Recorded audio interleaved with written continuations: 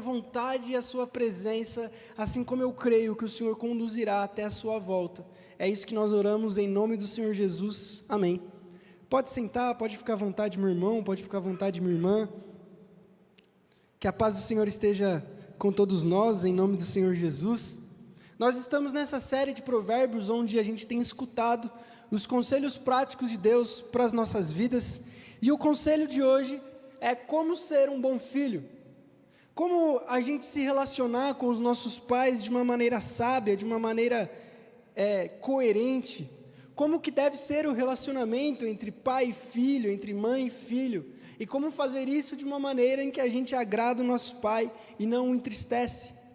Provérbios capítulo 10 é um compilado de provérbios diferentes, onde Salomão está guiando o povo a bons conselhos, onde ele, inspirado por Deus, escreveu diversos conselhos nesse livro chamado Provérbios.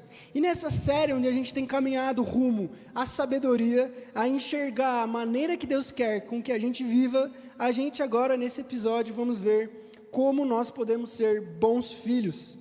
E por que é tão importante a gente ver um provérbio, a gente se reunir num tempo à noite, para saber como sermos bons filhos?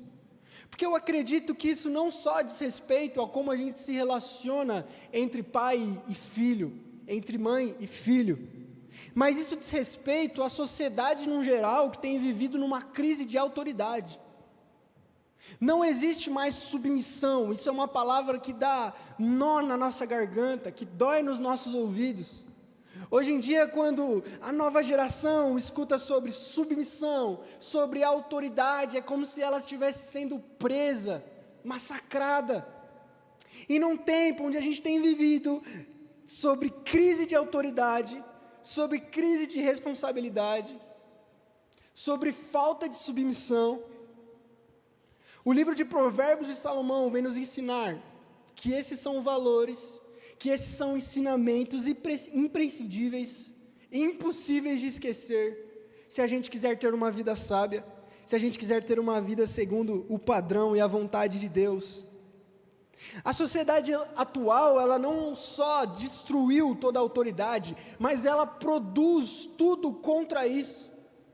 Seja nos noticiários, sejam nas televisões, sejam na mídia, nas novelas, a gente é constantemente bombardeado em que os filhos devem ter autonomia no lugar da responsabilidade dos pais de criá-los. A gente é bombardeado com a educação positiva, a gente é bombardeado que hoje em dia é errado corrigir o seu filho, que não pode mais falar não. A gente está sendo exposto a uma sociedade avessa a regras, expostos a pessoas que não sabem receber ordens, expostos às pessoas que não sabem escutar não, e não só na sociedade, mas isso afeta o jeito que nós nos relacionamos uns com os outros, isso afeta o jeito que nós somos igreja, isso afeta o jeito que nós olhamos para os nossos pais, para os nossos líderes e para os nossos chefes. Cada vez mais aumenta os índices de pessoas que se demitem, e o motivo é simplesmente porque elas não aguentam o trabalho. Não é nada tão grave e pontual, mas é sempre um acúmulo que leva ao ápice do desgaste. Mas antigamente parece que as pessoas eram mais resilientes. Antigamente parece que as pessoas aguentavam um pouco mais. Antigamente parece que elas iam um pouco além, que elas entendiam as autoridades e respeitavam, mesmo quando era duro. Mas o que faz a sociedade ser tão frágil? O que faz a sociedade ser tão difícil de lidar? O que faz a submissão ser uma palavra tão cruel nos dias atuais? Em primeiro lugar, a gente pode ver isso como um próprio ataque do diabo contra o sistema de Deus. Enquanto a Bíblia fala de valores absolutos, de regras, de sim e não, de um Deus que exige comportamentos, a sociedade vem falar que os valores são relativos, que cada um tem a sua verdade, e que na verdade o filho que deve ser entendido pelo pai, que na verdade o pai que tem que fazer tudo pelo filho, isso não é mais do que obrigação do pai, que na verdade o filho tem todos os seus direitos, que o adolescente está certo, que ele deve ter a sua liberdade, seja sexual, emocional, financeira, e andar com suas próprias pernas. Ou seja, enquanto Deus, a palavra e a igreja caminham para um lado, o diabo com o seu sistema maligno, manda um mundo e a sua cultura para outro. Isso é um choque de realidade. Mas além de tudo isso, a gente pode enxergar também uma crise de identidade pessoal, onde as pessoas não sabem mais quem elas são. As pessoas não sabem mais se definir, seja sexualmente, seja em seu gênero, ou seja em seu lugar. A gente enfrenta diariamente pessoas desconectadas com a realidade. Eu acho que isso às vezes é até cômico. São pessoas que a gente enfrenta no nosso cotidiano, que parecem que estão em outro mundo, totalmente desligadas. Meu pai, ele trabalha numa empresa e ele lida muito com pessoas por trabalhar na área de recursos humanos. E um dos infortúnios dele da profissão, que eu falo que eu não aguentaria nenhum dia, é que ele tem que demitir muita gente, ou tem que fazer muita coisa dessa parte chata. E uma coisa que ele já percebeu, e uma coisa que eu já percebi, é que às vezes as pessoas, elas esquecem com quem elas estão falando, do nada. Por exemplo, um outro caso parecido, e eu ilustro isso junto com o do meu pai, é do meu irmão que está no exército. E no exército existem hierarquias, existem patentes. Basicamente, um capitão é de uma patente maior do que um sargento. De modo que um sargento nunca vai chegar no capitão e chamá-lo pelo nome. Isso seria uma loucura. Ele ficaria preso se ele fizesse isso. Ele tomaria o que eles chamam lá de canetada. Só que por muitas vezes, hoje em dia, tem acontecido um fenômeno das pessoas esquecerem. Das pessoas chegarem nos superiores como se não fossem superiores. Dos filhos falarem com os pais como se não fossem pais. Isso é uma coisa que tem acontecido não só pelo sistema, mas pela falta de noção da realidade, pela falta de noção da gente entender quem nós somos. E isso tem levado a diversas crises, seja ela no mundo empresarial, das pessoas não se respeitarem mais, de que embora você sendo meu chefe, se você não me aguentar eu vou embora e vou para outro lugar, de embora você sendo meu pastor, se você não me acatar eu vou para outra igreja, de embora você sendo meu pai, se você não me escutar eu vou fazer birra, eu vou me jogar no supermercado, eu vou embora de casa, eu vou falar mal e ficar trancado no meu quarto com o meu celular. E a gente tem vivido nessa era de birras, nessa era contra a autoridade, contra a responsabilidade, contra os valores bíblicos que a Escritura vem nos ensinar como sabedoria. Por isso, quando a gente aprende sobre ser bom filho, a gente não está só falando de um relacionamento familiar, mas a gente está englobando todo esse contexto de autoridade e submissão que a nossa sociedade tem penado para entender. Por isso, a gente vai dividir o sermão de hoje em 3 partes, rapidamente. E, em primeiro lugar, a gente vai entender o contexto de como é sábio o filho que alegra o pai. Ele mostra que a submissão não é um valor ruim. A submissão não é uma qualidade, uma coisa que nos caracteriza, que é pejorativo, e nem que é temporário. Às vezes a gente, enquanto filho, a gente acredita que quando a gente fizer 18 anos, a gente não precisa ser mais submisso ao pai. E que a submissão é como se fosse uma prisão que um dia vai acabar. Só que a Bíblia não enxerga a submissão como uma prisão que impede você e a sua liberdade de existir. Mas a Bíblia entende a submissão como o caminho reto que Deus te chama a viver. A Bíblia enxerga a submissão como aquela pessoa que caminhou naquela trilha árdua e foi abrindo o caminho para que o próximo não precisasse passar por aquilo que ele passou, assim como o pai que tem o papel de criar o seu filho por um caminho de menos sofrimento que ele viveu. Mas infelizmente, às vezes nós enxergamos a submissão, as autoridades, como expressões que nos limitam, que nos prendem, que não deixam a gente ser livre. Mas a Bíblia nos ensina que na verdade a submissão é sabedoria, a submissão é alegria, a submissão é o ver que meu pai colocou muitas cercas no meu caminho, não para me limitar, mas para me direcionar numa vida reta, numa vida tranquila e numa vida boa. Por isso, sabedoria, de acordo com Provérbios, não tem a ver nada com a liberdade de hoje que a gente escuta, mas sabedoria, de acordo com Provérbios, é o filho sábio que é submisso, porque assim ele alegra o pai. Em segundo lugar, a gente consegue ver as consequências da atitude do filho. Se o filho sábio alegra o pai, o versículo continua em Provérbios 10:1 e fala que o filho que não é sábio, insensato, tolo, traz tristeza para sua mãe. Ou seja, isso mostra uma verdade muito importante, que a gente tem que ficar ligado, que a gente se esqueceu. As nossas atitudes não afetam só a gente. Infelizmente, hoje em dia a gente tem uma dificuldade absurda de entender isso. Às vezes a gente vive como se todas as nossas atitudes só afetassem a gente. Às vezes a gente vive como se o único afetado pelas nossas escolhas e as consequências delas somos nós mesmos. Só que Provérbios ensina que o filho, independente de como o filho age, ele traz consequências para as pessoas que ele está próximo. O filho que é tolo, ele não só traz desgraça para a própria vida, mas ele entristece a sua mãe, ele preocupa a sua mãe.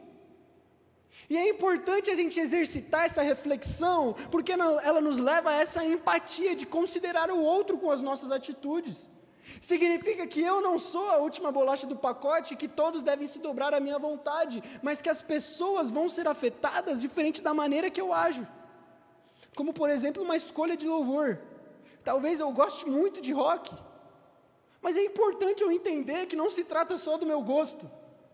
E que dependendo do rock que eu tocar ou deixar de tocar, vai trazer consequências nos irmãos que escutarem. Então, se vai trazer consequências, eu posso deixar de tocar. Porque não se trata só de mim, e do que eu faço na minha vida, e do que eu decido, e da minha liberdade, mas se trata também de como os outros são afetados. Por isso, o provérbio, ele fala das consequências que o filho tem, e que afetam os outros. E não só o filho, se você trabalha num emprego, o que você faz ou deixa de fazer não afeta só a sua vida. Quando você deixa de trabalhar, quando você fica 1 hora a mais no almoço, não é só o seu salário que é descontado, mas é toda a cadeia da empresa que vai ter que trabalhar mais para suprir a sua ausência. Quando a gente, num caso hipotético, falta por dor de cabeça, simplesmente, porque estava chovendo demais, não é só a gente que vai ter um dia de salário a menos no mês, mas é todo mundo do setor que vai ter que cumprir a sua tarefa. Ou seja, é importante a gente entender que as consequências das nossas escolhas não se diz respeito só a nós, mas afetam os outros. E isso também deve moldar o jeito que a gente age, o jeito que a gente trata os nossos superiores, o jeito que a gente lida com os nossos pais, com as nossas mães, com o nosso chefe, com as pessoas que estão ao nosso redor, com os nossos subordinados. Porque as consequências, elas são claras de acordo com a atitude. O filho sábio traz alegria. A pessoa que é sábia, ela alegra, o funcionário sábio alegra o patrão, o filho sábio alegra o pai, mas o insensato traz tristeza e problema para todo mundo. O filho que começa a agir e se desprender num caminho triste, num caminho complicado, num caminho errado, impossível, não é só na vida dele que vai trazer prejuízos, mas é a mãe que não vai dormir à noite, preocupada com o filho. É o pai que, enquanto estiver tomando banho, enquanto estiver dormindo, vai estar preocupado onde foi que ele errou. São os pais que vão olhar para o filho e vão se culpar a vida inteira, tentando achar onde foi o erro da criação, o que aconteceu. Ou seja, nós devemos nos colocar como pessoas que, dependendo da atitude, pode causar tristeza ou alegria no coração daqueles que nos cercam. Por isso, aqui, quando ele vai falar nessa ideia, é que filhos não são indivíduos isolados, mas membros de uma comunidade, membros de uma família, que devem considerar uns aos outros. A rebeldia dos filhos não afetam só eles, mas afetam tudo que os pais construíram para dar para ele. afetam toda essa estrutura emocional que pode ser destruída e desfeita para sempre. Por isso é importante, antes de cada atitude, a gente não só considerar a nossa vontade e a nossa liberdade, mas considerar: o que meu pai vai achar disso? Será que minha mãe vai ficar feliz? Será que eu estou entristecendo minha família? Como isso tem afetado? As pessoas ao nosso redor são abençoadas da maneira que a gente age e da maneira que a gente se porta. Nem tudo só afeta a gente. E em terceiro e último lugar, já caminhando para o final, nós temos um exemplo de um filho perfeito. Talvez eu e você não estejamos nem perto desse exemplo. Na verdade, eu já estive muito longe. Já dei muito trabalho para os meus pais e confesso, até hoje às vezes dou. Até hoje às vezes nós damos, seja com 30, 40, 50 anos, às vezes a gente deixa a nossa mãe preocupada.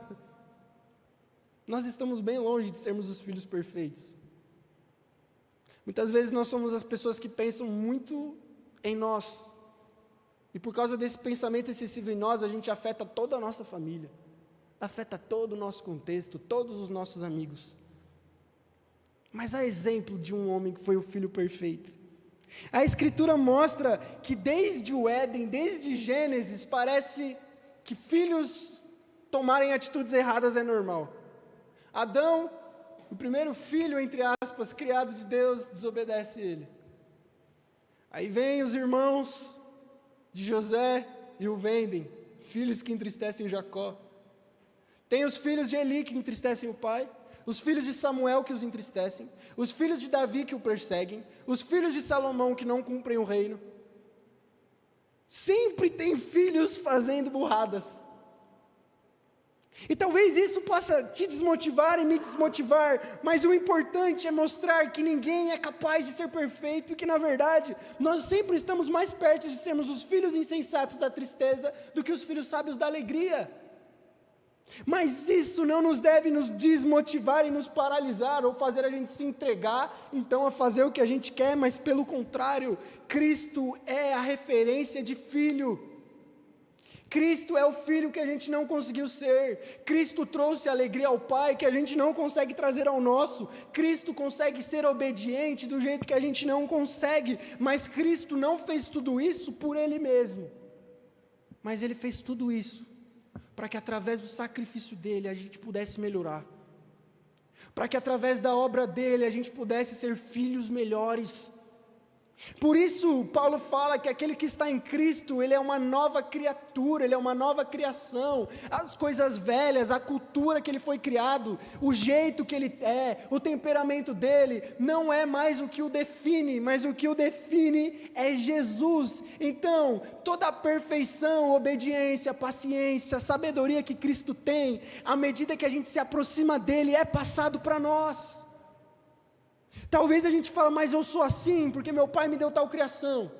Eu sou assim porque minha mãe me deu tal criação. Eu sou assim porque a minha cultura era desse jeito. Meu irmão, minha irmã, a partir do momento que você conhece a Cristo, você não é mais obrigado a ser refém do jeito que você foi criado. A partir que a gente conhece Jesus, a gente não é obrigado mais a ser escravo dos nossos impulsos, dos nossos temperamentos, mas a gente pode seguir um caminho mais excelente. A gente pode dar o próximo passo. A gente pode se parecer com Jesus. E a maior marca de Jesus como filho perfeito, como filho que o Pai tanto ama, foi que Jesus foi obediente até a morte.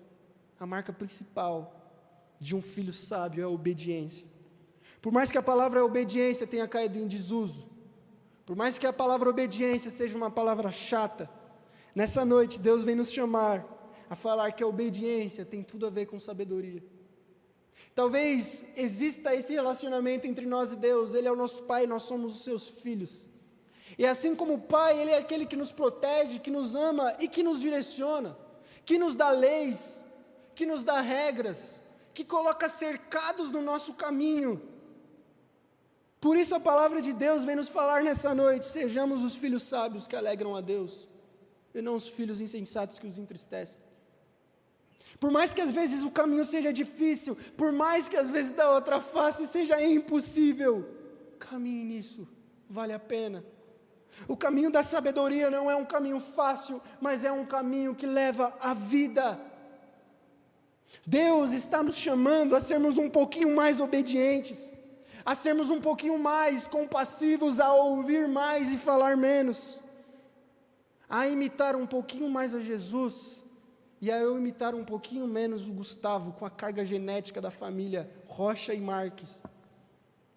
É importante eu abandonar essa carga genética do sobrenome todos os dias e começar a olhar a carga genética de Cristo, o Filho perfeito, que através do sacrifício veio manifestar amor para que o Gustavo fosse cada vez melhor e cada vez menos quem ele é e mais parecido com Jesus.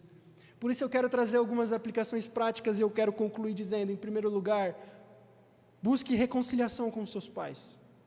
Seja eles os seus pais terrenos, genéticos ou não, os pais que te assumiram, os pais que te criaram, os pais que de fato te geraram, busque reconciliação.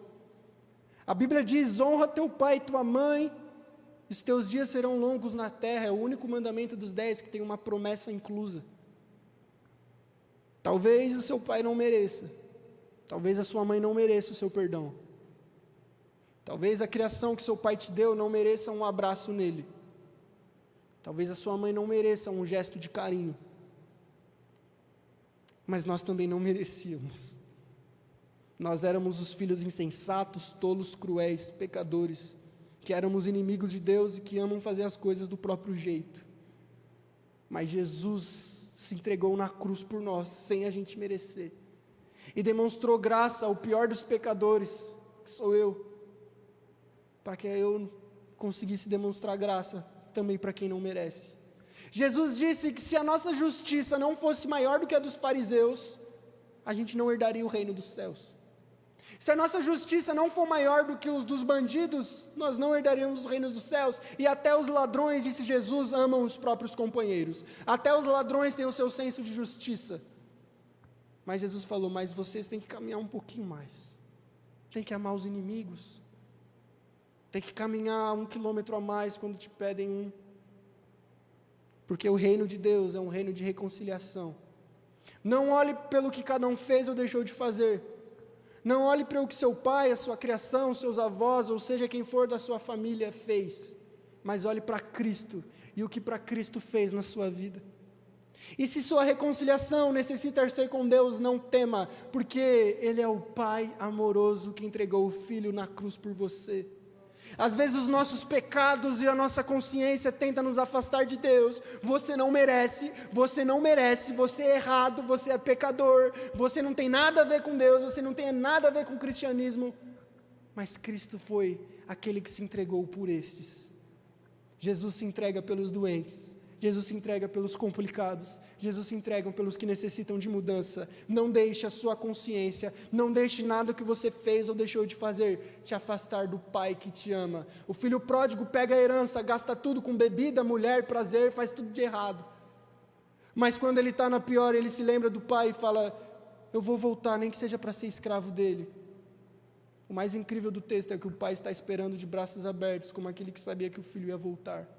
E embora o filho queria ser só mais um escravo, o pai o abraça, o dá banho, mata um cordeiro e faz um grande banquete e fala, meu filho que estava morto reviveu. Não importa a sua situação, Deus ainda te ama, ainda te escolhe e te dá segundas chances. Aproveite isso, reconcilie-se com Deus. Sejamos humildes para ouvir e aprender, e que a gente possa cada vez mais se parecer com Jesus, que se entregou na cruz para transformar as nossas vidas. Fica de pé em nome do Senhor Jesus. É em Cristo, o Filho perfeito, que somos redimidos, perdoados, capacitados a viver como filhos de Deus, e não mais simplesmente filhos dos nossos pais genéticos, porque agora a gente não é mais só a imagem e semelhança daquele que nos gerou, mas somos a imagem e semelhança de Deus, que é perfeito e amoroso, e é um exemplo para nós. Que Deus possa continuar durante a nossa jornada, que não vai ser fácil, nos ensinando a sabedoria de ser um bom filho. Feche seus olhos. Senhor Jesus, muito obrigado pelo que o Senhor nos mostrou nessa noite. Que o Senhor possa constantemente acabar com o nosso ego. Que o Senhor possa constantemente fazer a gente enxergar essa graça e essa glória imerecida a nós. Que o Senhor constantemente nos relembre de que nós somos terríveis pecadores, que não merecemos a glória de Deus, mas isso não impediu do Senhor morrer por nós. Que isso seja suficiente para a gente manifestar graça também àqueles que não merecem. Nos ensina a ser mais submissos, mais pacientes. Nos ensina a ser mais obedientes. Seja as pessoas que estão ao nosso redor, seja o Senhor que está nos céus. Que a nossa vida, que o nosso caráter seja moldado de acordo com quem o Senhor é, de acordo com a nova vida que o Senhor nos faz disponível todos os dias. Que a gente se torne cada vez mais parecido com o Senhor Jesus e sejamos discípulos de Cristo em nome do Senhor. Amém. Vamos cantar em nome de Jesus?